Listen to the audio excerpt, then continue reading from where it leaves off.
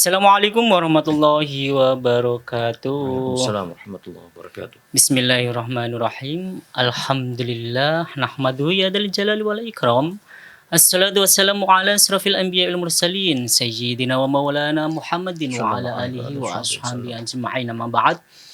Kaum muslimin pendengar setia Radio Dais dan juga pemirsa MAJT TV dimanapun Anda berada. Alhamdulillah segala puji milik Allah Subhanahu wa taala yang telah memberikan kita kebahagiaan, kenikmatan di dunia maupun di akhirat nanti ya kaum muslimin, sehingga di kesempatan yang penuh berkah ini di kajian sore kali ini kita masih dijumpakan kembali oleh Allah Subhanahu wa taala dalam keadaan sehat walafiat. Sholawat serta salam mari kita aturkan kepada junjungan kita Sayyidina Nabi Muhammad sallallahu alaihi wasallam yang mana kita akan nantikan syafaatnya besok di hari yang mulia kiamah. Tentu kaum muslimin, pendengar dan pemirsa mudah-mudahan mendapatkan syafaat beliau besok di hari yang mulia kiamah. Amin ya rabbal alamin. Baik, alhamdulillah di kajian sore kali ini narasumber kita sudah hadir di tengah-tengah kita. Untuk itu yuk kita sapa terlebih dahulu narasumber kita. Assalamualaikum Habib. Waalaikumsalam warahmatullahi wabarakatuh. Alhamdulillah. Gimana kabarnya, Bib? Alhamdulillah sehat walafiat. Alhamdulillah. Sehat ya, Bib ya? Sehat alhamdulillah. Tentunya harus sehat juga ya. ya. Oh, Alhamdulillah. Siap harusnya ini. Dan juga para pendengar setia Radio Dais, semoga diberikan kesehatan oleh Allah Subhanahu wa taala. Dan yang hari ini tentunya lagi tidak enak badan atau lagi tidak fit, mudah-mudahan Allah memberikan kesehatan bagi kita semua. Amin. Dan mengangkat penyakitnya yang lagi sedang sakit. Baik, tentu saja di kajian sore kali ini yaitu kita nanti akan bahas kitab kuning, yaitu kitab Nasha'ihud Diniyah ya Bib ya. Iya. Kitab ini mungkin kitab dari nasihat-nasihat atau wasiat-wasiat tentang keimanan, dan nanti akan dijelaskan oleh Habib kita, narasumber kita.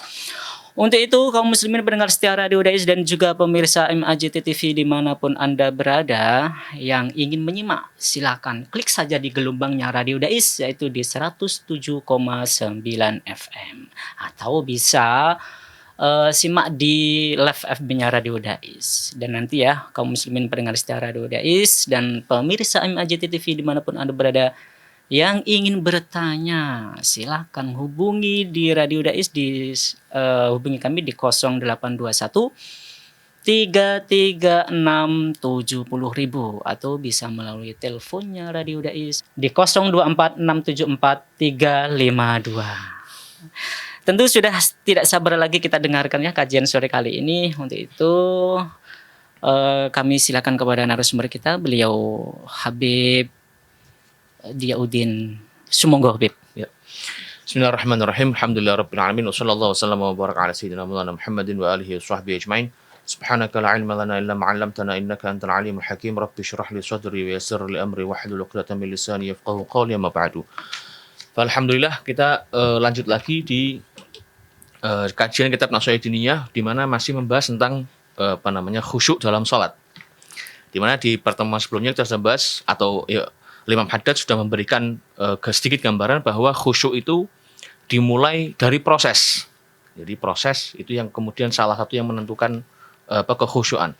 Maka kemudian beliau menyebutkan paling tidak ada 3 ya, di mana ada kamalut thaharah ya, kesempurnaan bersuci ya.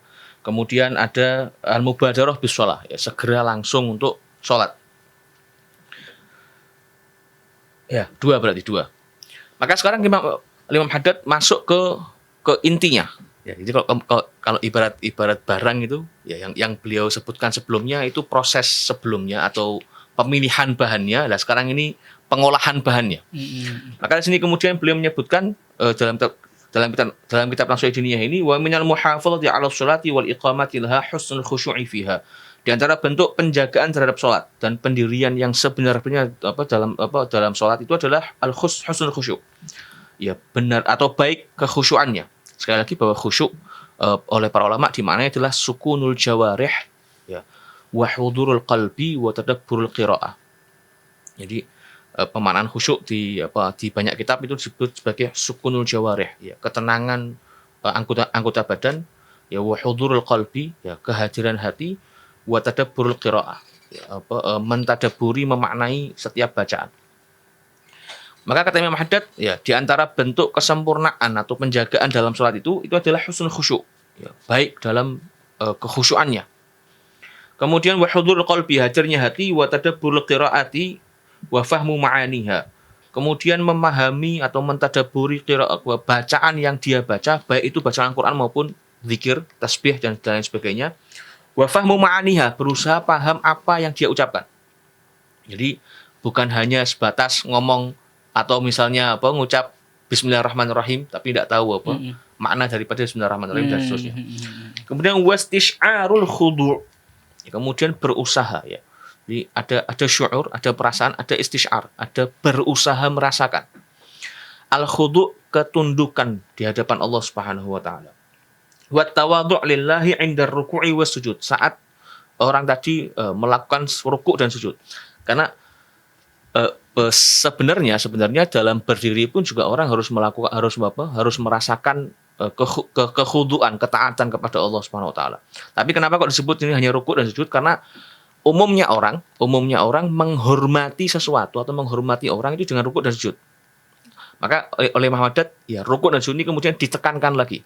Ditekankan harus lebih lagi untuk merasakan ketundukan di hadapan Allah Subhanahu wa taala. Makanya kemudian dalam Al-Qur'an sering disebut warka'u ma'ar-raki'in, ya. Atau misalnya sujud juga disebut. Jadi karena dua hal itu atau dua tindakan ini adalah tindakan yang paling umum dilakukan oleh seorang ketika memperlihatkan ketundukannya atau penghormatannya kepada sesuatu. Kemudian wamtila'ul qalbi bi ta'zimillahi wa taqdisihi 'inda takbiri wa tasbih wa fi sari ajza'is shalah. Kemudian juga, ya, merasakan atau berusaha memenuhi hati dengan pensucian kepada Allah Subhanahu wa taala, dengan pengagungan kepada Allah Subhanahu wa taala saat takbir, ya, Allahu akbar, mengucapkan Allahu akbar, wa tasbih, saat mengucapkan kalimat tasbih, baik saat rukuk ataupun sujud. Ya. Wa fi sari ajza'is shalah, dan juga di segala bagian dari salat tadi. Wa mujanabatul afkari wal khawatir dunyawiyah. Kemudian sudah bukan hanya berusaha mengagungkan Allah, tapi juga berusaha menghindari mujanabatul khawatir, menghindari segala macam kebersitan hati. Ini yang kemudian ada kisah menarik di mana setan ini berusaha untuk selalu bikin orang dalam sholatnya tidak khusyuk. Iya, betul. Sampai dikisahkan satu orang datang kepada gurunya, kepada syekhnya, terus dia bilang, "Wahai syekh, saya ini punya barang hilang. Ya, barang saya hilang. Tolong kasih saya amalan atau doakan saya supaya barang saya ketemu." Iya. Kata Syekh ini, "Ya sudah, kamu sholat dulu aja 2 rakaat." Jadi si muridnya ya karena yang nyuruh gurunya nurut, ya. Kemudian sholat, ya. Di tengah-tengah sholat dia ingat dia naruh barangnya di mana. Selesai salam dia ngomong sama saya, "Syekh, alhamdulillah Syekh, saya sudah ingat tuh barang saya di mana." Kata saya ini, "Oh iya, justru karena saya tahu bahwa iblis itu tidak akan membiarkan kalian, ya, khusyuk, maka saya sengaja nyuruh kamu sholat, ya, supaya karena dengan itu pikiranmu pasti diingatkan lagi oleh iblis supaya tidak khusyuk dari sholatnya." Nah, kita berusaha bagaimana sholat tadi, ya, pikiran-pikiran tadi kita kesampingkan, ya, Makanya kemudian banyak para ulama kita disebutkan oleh di dalam sebuah riwayat, bahkan saat mereka tanda kutip hendak dioperasi pun, ya, itu mereka bilang bahwa tunggu saya sholat. Loh, maksudnya gimana? Ya kalau saya sholat, saya tidak akan merasakan apapun. Ya, karena sudah fokusnya sudah lain. Jadi sudah tidak mikir keadaan tubuhnya sakit atau enggak. Ya. Tapi sekali lagi ini jangan kemudian dimaknai bahwa berarti orang khusyuk itu ngefly. Ya, sampai enggak ingat sama sekali. Enggak, ya. Karena sekali lagi kan di awal kan beliau sudah menyatakan bahwa tadabburul qiraah wa fahmu ma'aniha. Ya, memahami bacaan, ya, kemudian al-khudu' inda takbir wa tasbih dan seterusnya. Jadi sebenarnya sadar, cuman memang bahasa kasar kita mengacuhkan kondisi sekitar. Ya, karena sedang dalam kondisi yang fokus. Nah, kalau dibilang orang khusyuk itu berarti ngefly, ya justru sholatnya tidak sah karena orang hilang akal, wudunya tidak sah. Kalau wudunya batal, berarti sholatnya tidak sah. Betul. Jadi menghindari pikiran-pikiran keduniawian. Wal i'rad an haditsin nafsi fi dzalik. Kemudian juga mengesampingkan, ya, bisikan-bisikan hati dari terkait dengan hal-hal yang duniawi tadi. Bal yakunul hammu fi sholati maqsurun ala iqamatiha wa ta'diyatiha kama amara Allah. Fokuskan ya pikirannya saat sholat tadi, kata Imam Haddad, ya bagaimana caranya supaya sholat ini menjadi sholat yang sesuai dengan apa yang Allah perintahkan. Ya. Jadi sekali lagi bukan kemudian sholat khusyuk itu nge-fly, tapi fokusnya memfokuskan diri supaya sholat ini jadi sholat yang sebagaimana Allah perintahkan.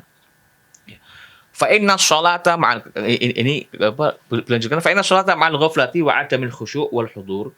Karena sungguhnya sholat yang tanpa khudu, tanpa khusyuk ya.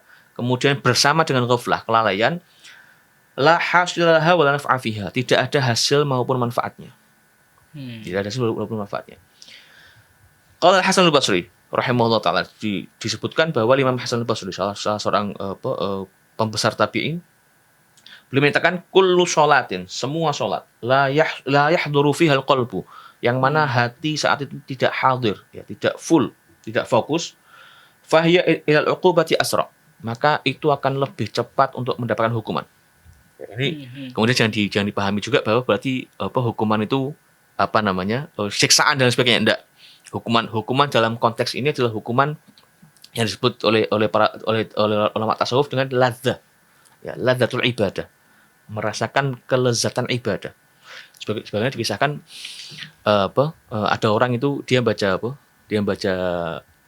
sebuah kitab, disebutkan bahwa kullu maksiatin laha iqab. Ya, setiap maksiat itu pasti punya hukuman. Terus dia pegang itu, dia jadikan patokan lah, sehingga dia berusaha menghindari segala macam maksiat. Sampai suatu saat, ya namanya manusia kan tidak bisa lepas dari salah kan, betul. Kepleset. Iya. Ya, dia melakukan maksiat, tidak sengaja. Terus karena dia sudah itu, dia pegang atau dia menanti hukuman apa nih yang akan aku dapatkan dari Allah karena maksiat ini. Dia tunggu sampai bingung. Ya karena orang cemas kan. Orang kalau mau dihukum kan pasti cemas gitu. Iya. Dia cemas. Ya mungkin sholatnya kemudian jadi kemerungsung, kalau orang Jawa bilang kemerungsung dan sebagainya. Sampai beberapa hari dia merasa tidak ada hukuman sama sekali. Karena bayangnya dia hukuman itu ya hukuman fisik atau misalnya musibah dan lain sebagainya. Betul. Sampai akhirnya dia datang ke gurunya. Dia bilang, "Wah, Syekh, bukankah setiap maksiat itu pasti punya hukuman?" Kata saya, "Iya benar. Ini saya kemarin maksiat, Syekh. Tapi sudah 3 hari ini saya tunggu hukumannya kok tidak ada. Belum ada hukumannya." Kata Syekhnya, "Oh, apakah selama 3 hari ini, selama menanti hukuman ini, kamu merasakan kenikmatan ibadah?" Kata muridnya, "Ya enggak, Syekh. Karena saya kalut, saya menunggu hukuman ini sampai saya bingung, sholatmu saya enggak khusyuk." Nah, itu sudah cukup sebagai hukuman bagi ini.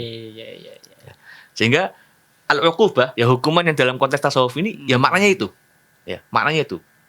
Jadi jangan siksaan atau enggak, maknanya itu. Bagi orang tasawuf, ketika mereka tidak merasakan kenikmatan ibadah, itu sudah merupakan hukuman. Ya. Waliyadzubillah. Hafil hadis, dan diriwayatkan dalam sebuah hadis, laisa lil 'abdi min sholatihi illa ma aqala minha. Ya. Ini sebuah riwayat ini ada yang menyebutkan hadis, ada yang menyebutkan potongan kalimat ini adalah dari ucapan seorang sahabat. Saya lupa diucapkan oleh siapa, tapi sempat dikutip juga oleh Imam Ghazali di Ihya. Poinnya di sini disebutkan bahwa setiap sholat bagi seorang hamba tidak ada pahala atau tidak ada catatan yang masuk ke catatan amalnya dia dari sholatnya kecuali apa yang dia pahami. Sehingga sholat yang kalau dia pahami hanya semacam tanda kutip gerakan senam, ya bagi dia hanya bernilai senam. Kalau sholat hanya dia pahami sebagai misalnya bentuk penghormatan, ya bagi sholatnya sebatas bentuk penghormatan. Ya. Atau misalnya orang sholat karena dia takut sama orang tua, ya betul. Sudah itu yang masuk. Ya. Karena jadi yang dia pahami, yang dia rasapi, ya itu yang akan dicatat. Ini potongan ini sekali lagi disebutkan dalam riwayat lain, ini bukan hadis tapi dinisbatkan kepada salah seorang sahabat. Kemudian wa innal musalliya qad yusalli sholata falibtabulahu minha sudusuha wala usyruha. Dan sesungguhnya seorang sholat itu kadang-kadang dia sholat, ya tapi yang dia atau yang dicatat baginya itu hanya seperenamnya. Diriwayatkan sampai di Ihya itu salah di Ihya disebutkan bukan cuma seperenam, tapi ada yang seperlima, ada yang seperenam, sepertujuh, sepersepuluh. Ya.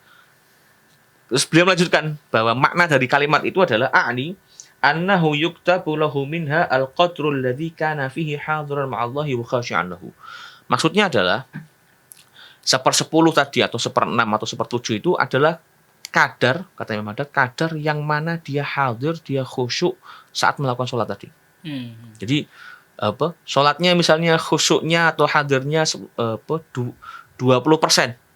Ya berarti yang dicatat oleh Allah Ta'ala 20% tadi. Yang 80% bahasa kita mungkin sekarang zong. Zong. Atau misalnya cuman 30%, berarti cuma itu. Ya. Karena tadi laisal abdi min sholati illa ma'aqala minha. Yang dia pahami, yang dia resapi, itu yang akan menjadi catatan amalnya dia. Waqad yaqillu dzalika wa qad yaktsuru bihasabil ghaflati wal intibah.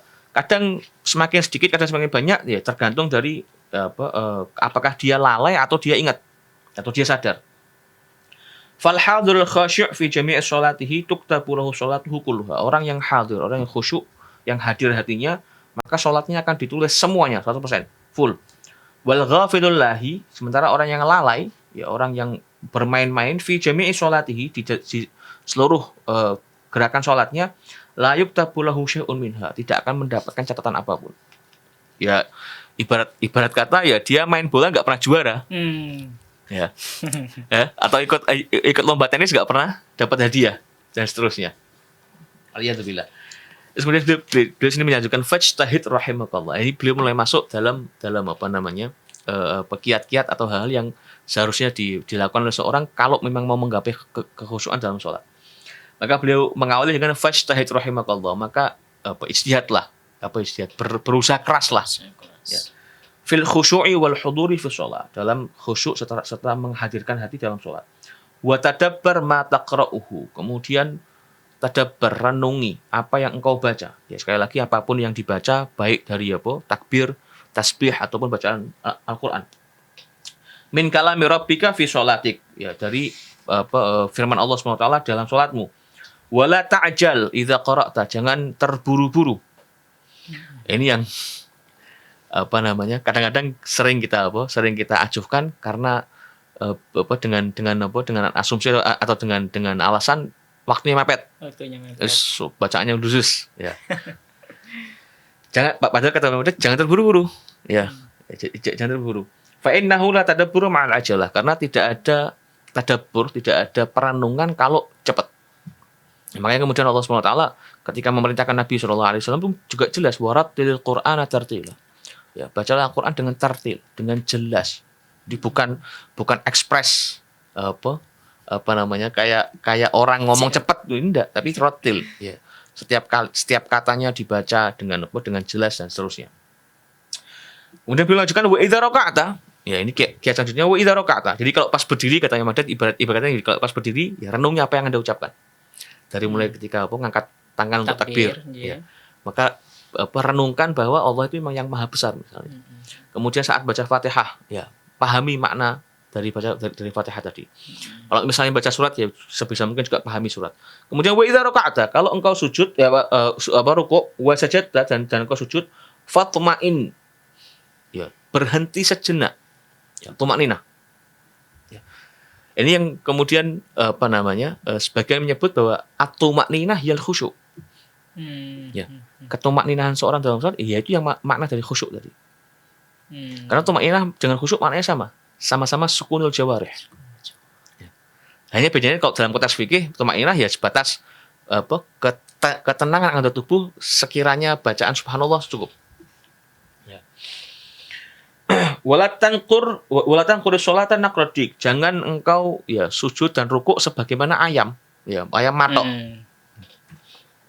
Fala tasihhu sholatu, karena sholat nanti tidak akan sah. Wadzalika, kenapa? Karena li'anna tuma'nita fi ruku'i wal i'tidal minhu wa fi sajdataini wa fil julusi bainahuma wajibatun la budda minha fil fardhi wan nafl.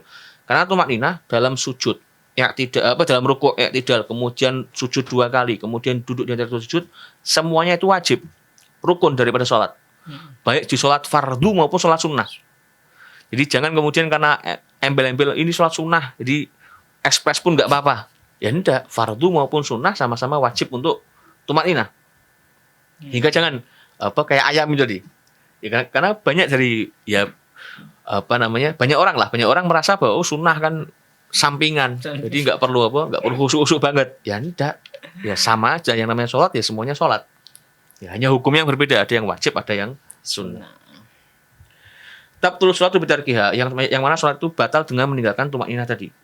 Walladzi la yutimmu ruku'ahu wa sujudahu wa khusyu'ahu fi sholatihi huwa alladzi yasriqus shalah. Orang yang tidak menyempurnakan rukuk dan sujudnya itu adalah orang yang diibaratkan seperti orang yang mencuri salat.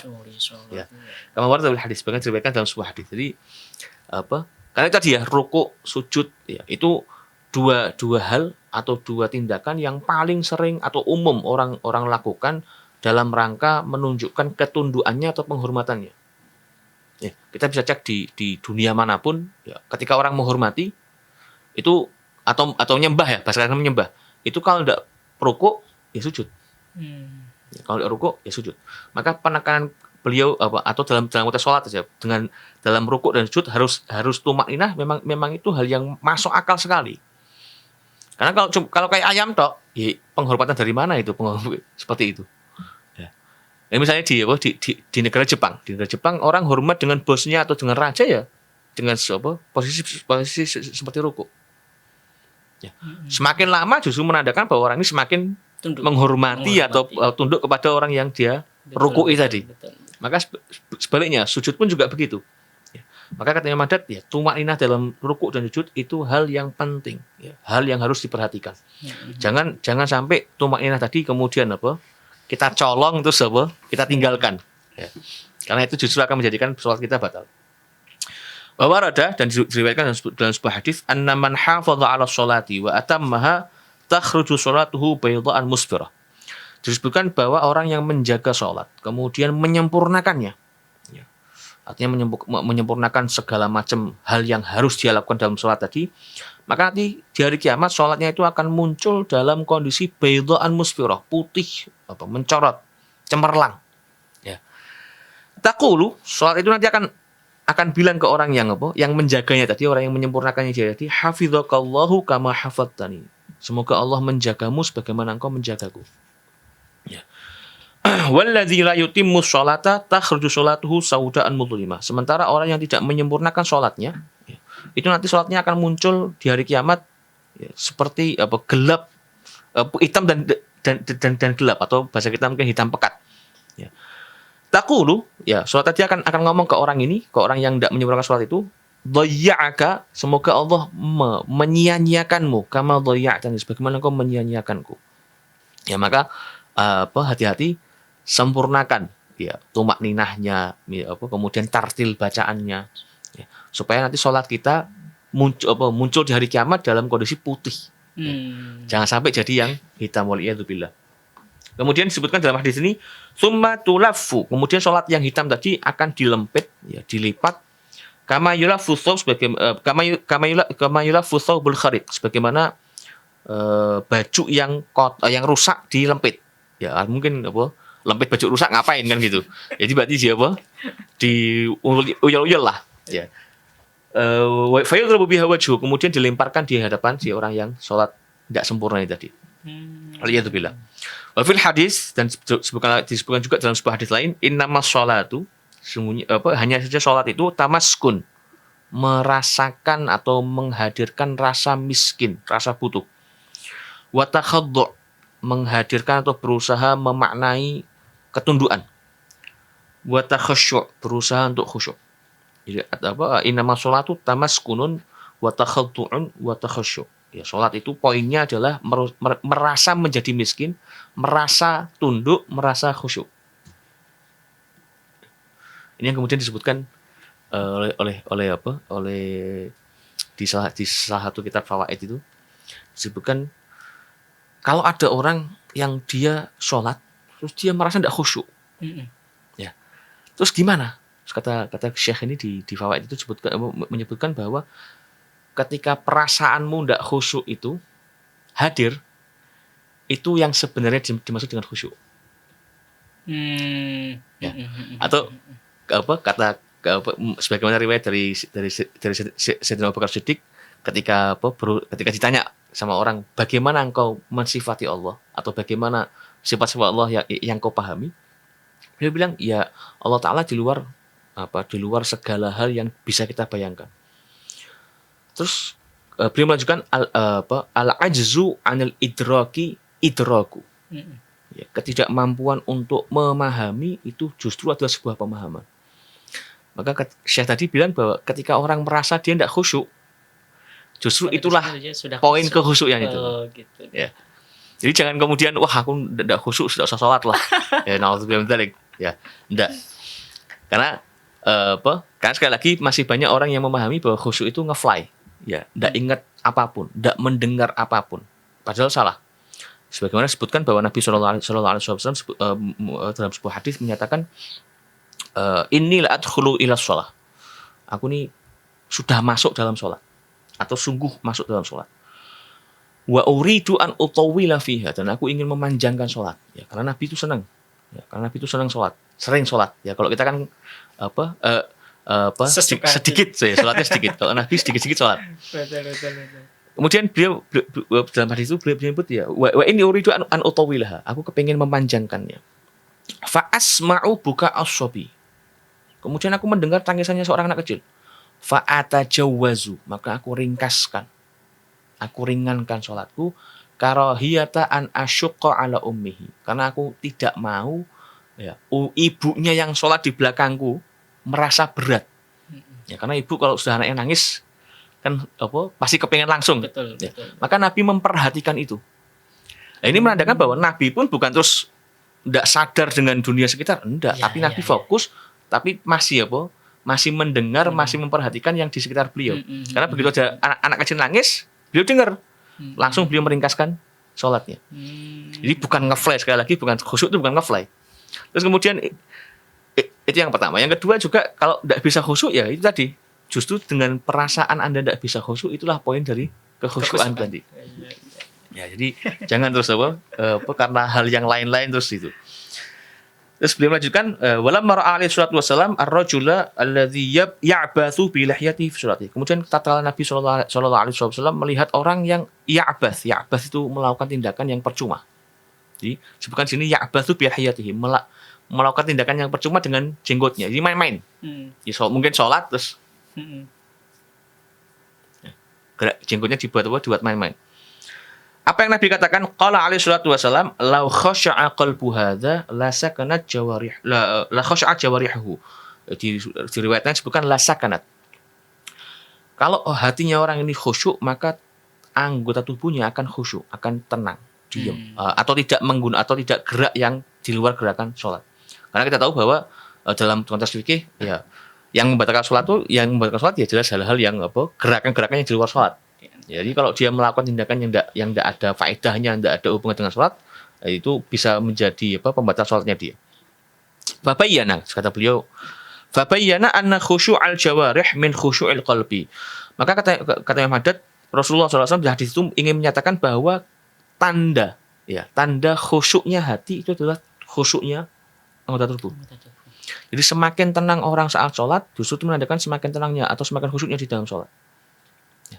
Jadi bukan terus gerak-gerak, apalagi kalau ada temannya datang dari dada, enggak. Ya. Jadi semakin tenang gerakannya dia, tubuhnya dia saat sholat, itu menandakan bahwa hatinya dia juga semakin khusyuk. Wa annahu la kamala lis-sholati biduni dzalik. Dan sesungguhnya bahwasanya tidak ada kesempurnaan sholat tanpa kekhusyuan, tanpa ketenangan anggota tubuh. Waqad qala salaf ridwanullahi alaihim, dan para salaf, para ulama terdahulu sudah menyatakan, man arafa man ala yaminihi wa shimalihi wa huwa fi shalah fa laysa bi khashi. Orang yang tahu siapa di kanan dan kirinya saat dia sholat, maka dia bukan orang khusyuk. Sekali lagi, orang yang tahu ya, artinya dia memperhatikan. Karena fokusnya berarti saat itu berarti dia sedang teralihkan fokusnya dalam sholat. Ya. Jadi sampai diibaratkan kalau sampai Anda lagi sholat terus ada orang datang, ya, sholat di sebelah kanan Anda. Kok sampai Anda tahu ini fulan siapa? Ya itu berarti pertanda bahwa ya fokus Anda dalam sholat lagi apa? Lagi kacau nih. Lagi digoda sama setan. Ya. Waqad balaghal khusyu'u fi sholati min rijal salaf. Ini nanti ada kisah-kisah terkait dengan bagaimana khusyuknya para ulama terdahulu. Ini agak panjang, nanti kita lanjut aja di pertemuan selanjutnya aja. Oke. Jadi biar itu. Allah a'lam bishawab. Oke, terima kasih Bib. Ini kajian yang sangat menarik sekali ini.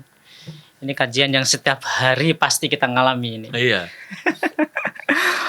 Gini Bib, ada pertanyaan sedikit dari kami. Jadi berpengaruh tidak pahala seseorang ketika sholat, kekhusyukan itu hanya sementara, semisal ketika kita sedang takbiratul ihram, Allahu Akbar. Sudah kita mengingat Allah, itu sudah kita mengingat. Tapi setelah itu kita mengikuti imam. Tapi kadang kita masih ada sedikit goyah dalam sholat itu. Apakah pahalanya itu sesuai dengan pahala yang ketika jamaah itu mendapatkan sekian persen, atau yang mufroda atau yang sendiri mendapatkan sekian persen, itu gimana Bib? Tapi mohon maaf Bib, jangan dijawab dulu. Oh gitu. Kita break sejenak untuk menunggu panahnya dari kaum muslimin pendengar setia Radio Dais dan juga pemirsa MAJT TV dimanapun Anda berada. Yuk kita kembali lagi setelah satu nada berikut ini.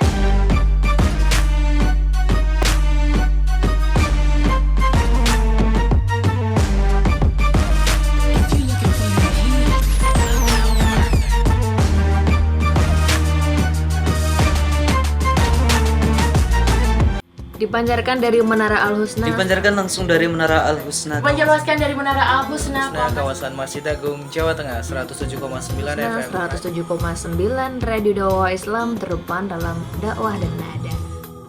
Radio Dakwah Islam atau yang kerap disingkat Radio Dais telah mengudara sejak 23 September 2006.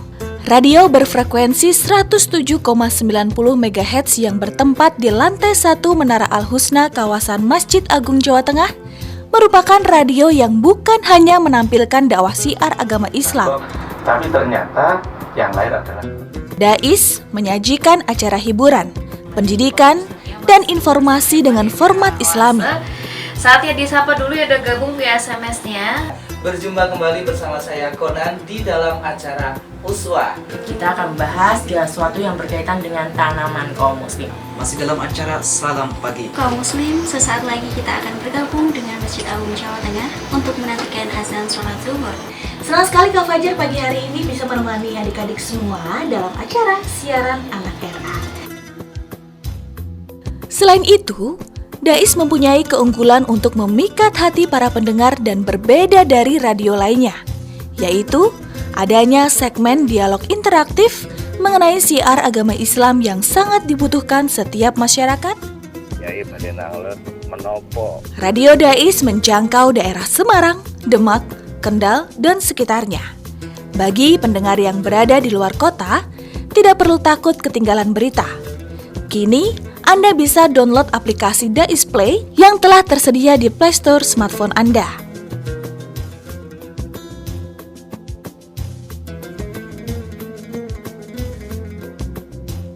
Radio Dais, terdepan dalam dakwah dan nada.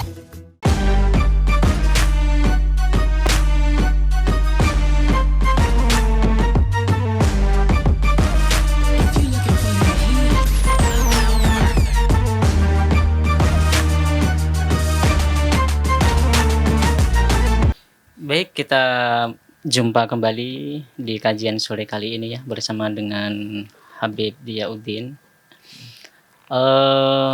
Saya ulangi lagi bagi kaum muslimin pendengar setia Radio Dais dan juga pemirsa MJT TV dimanapun Anda berada yang ingin bertanya, silakan hubungi di 082133670000 atau bisa telepon di 0246746352. Oke, silakan Bib. Jadi pertanyaan tadi itu bagaimana kalau seandainya itu eh, jamaah makmum belum selesai bacaan tahiyatnya, tetapi imamnya sudah selesai salam. Nah, terus apakah kita harus mengikuti imam ataukah kita lanjutkan bacaan sampai selesai? Ya, ini nanti dicek dalam tasyahud akhir ya atau dalam tahiyat akhir itu kan sebuah kewajiban, sebuah fardu. Maka sebelum selesai tidak bisa untuk dipotong. Ya. Kemudian yang membatalkan sholat berjamaah itu adalah ketika seorang makmum ketinggalan gerakannya dari imam, dua gerakan rukun. Ya. Sedangkan salam itu bukan gerakan karena ucapan salam itu kan ucapan.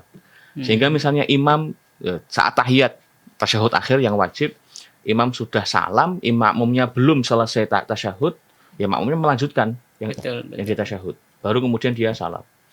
Jadi itu tidak membatalkan sholat berjamaahnya atau sholatnya dia. Wallahu a'lam bishawab.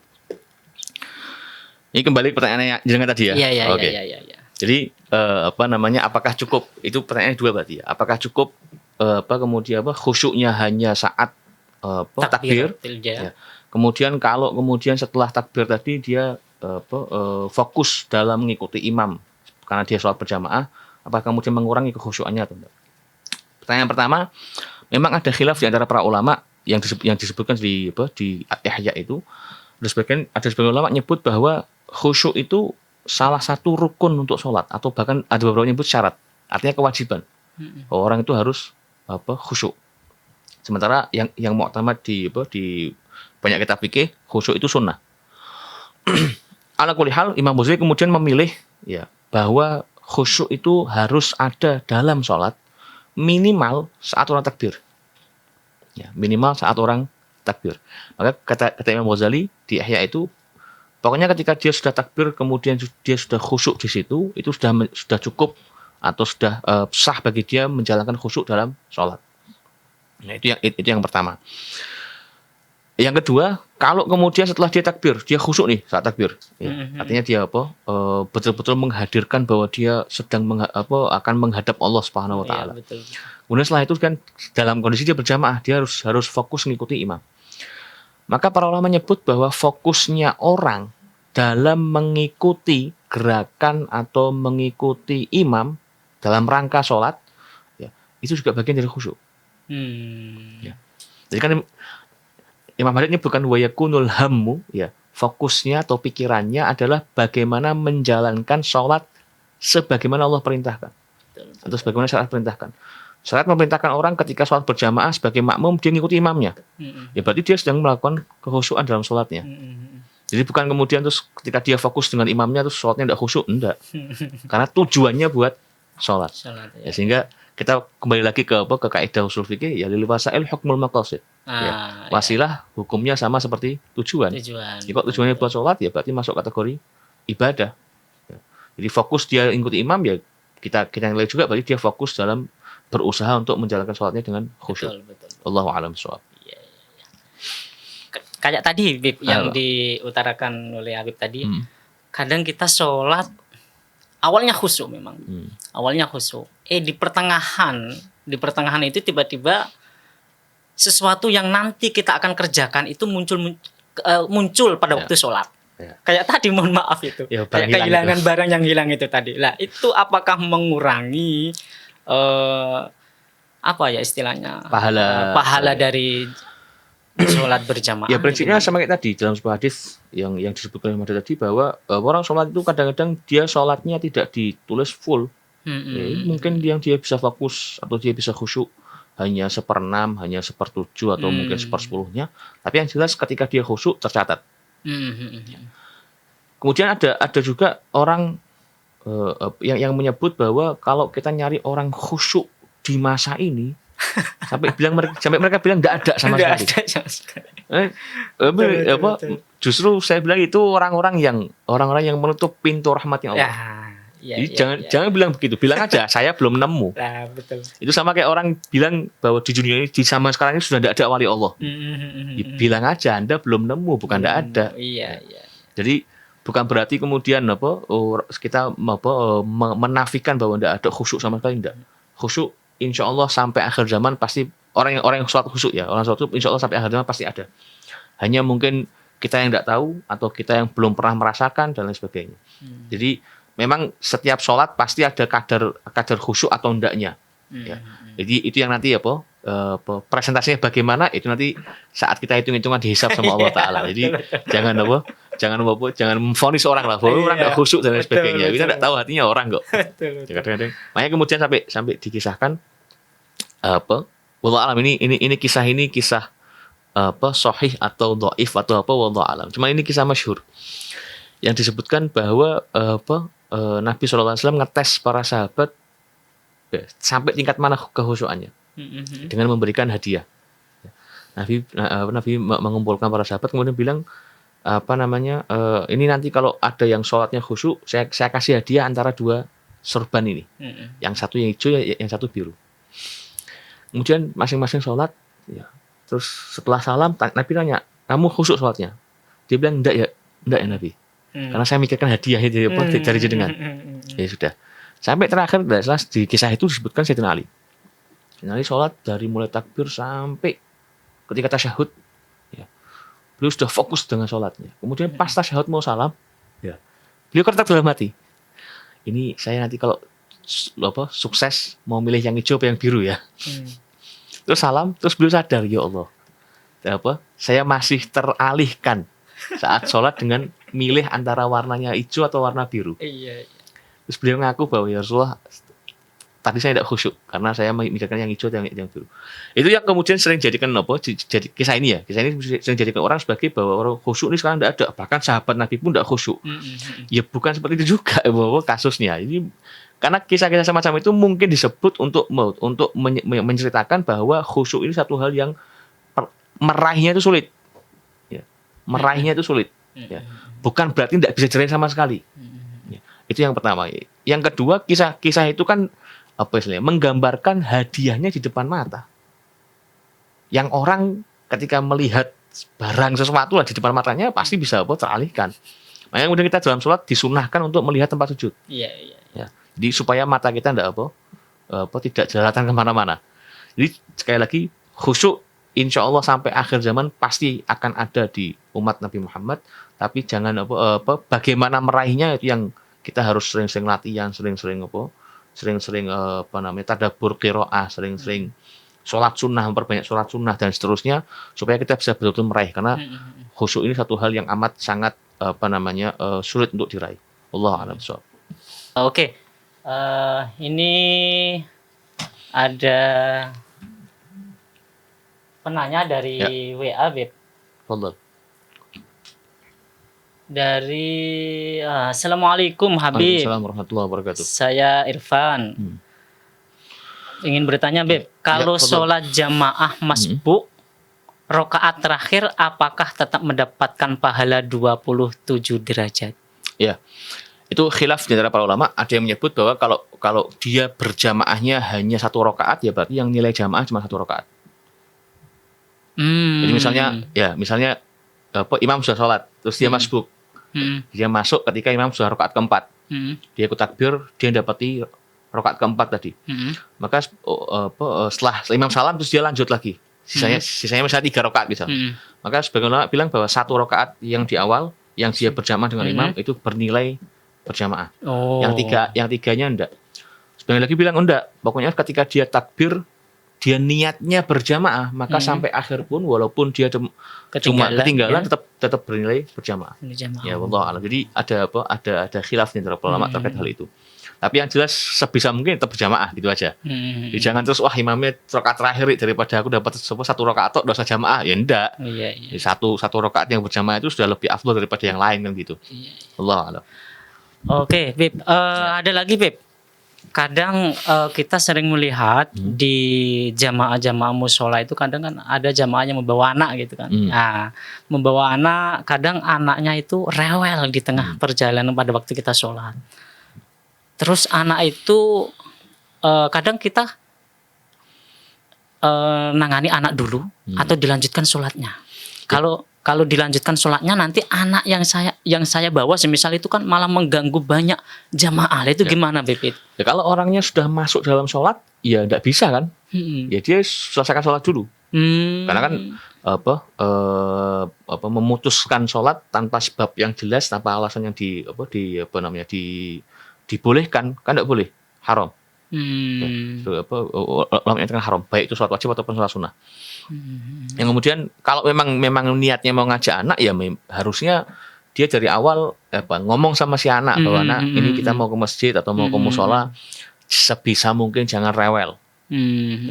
Di sisi lain juga bagi misalnya takmir masjid atau apa juga jangan terus terlalu anti sama anak kecil juga, karena kasihan kalau anak kecil tidak familiar dengan kondisi masjid, nanti gedenya gimana? Iya betul. Ya. Nah itu karena, yang jadi iya kan yang jadi fokusnya gitu kan. Makanya beberapa ulama itu membiarkan anak-anak kecil ke masjid.